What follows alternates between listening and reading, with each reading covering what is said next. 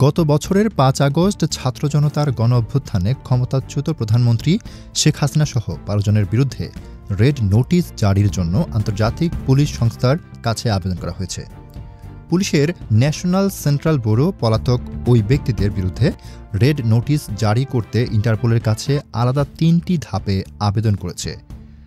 হাসিনা সহ যাদের বিরুদ্ধে রেড নোটিশ জারির আবেদন করা হয়েছে তারা হলেন আওয়ামী লীগের সাধারণ সম্পাদক এবং সাবেক সড়ক পরিবহন ও সেতুমন্ত্রী ওবায়দুল কাদের, সাবেক স্বরাষ্ট্রমন্ত্রী আসাদুজ্জামান খান, সাবেক মুক্তিযুদ্ধ বিষয়ক মন্ত্রী আ.ক.ম মোজাম্মেল হক, সাবেক পররাষ্ট্রমন্ত্রী হাসান মাহমুদ, সাবেক বস্ত্র ও পাটমন্ত্রী জাহাঙ্গীর কবির নানক, সাবেক শিক্ষামন্ত্রী মহিবুল হাসান চৌধুরী, ঢাকা সিটি কর্পোরেশনের সাবেক মেয়র শেখ ফজলে নূর তাপস, সাবেক প্রধানমন্ত্রীর প্রতিরক্ষা বিষয়ক উপদেষ্টা মেজর জেনারেল তারিক আহমেদ সিদ্দিক, সাবেক বিদ্যুৎ প্রতিমন্ত্রী নসরুল হামিদ, সাবেক তথ্য প্রতিমন্ত্রী মোহাম্মদ আলী আরাফাত ও সাবেক আইজিপি বেনজির আহমেদ।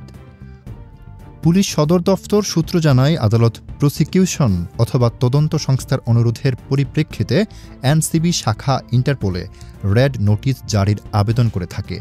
শেখ হাসিনা সহ যে ১২ জনের বিরুদ্ধে রেড নোটিশ জারির আবেদন করা হয়েছে তাদের মধ্যে বেনজির আহমেদের বিরুদ্ধে করা আবেদনে আর্থিক অপরাধের অভিযোগ তুলে ধরা হয়েছে।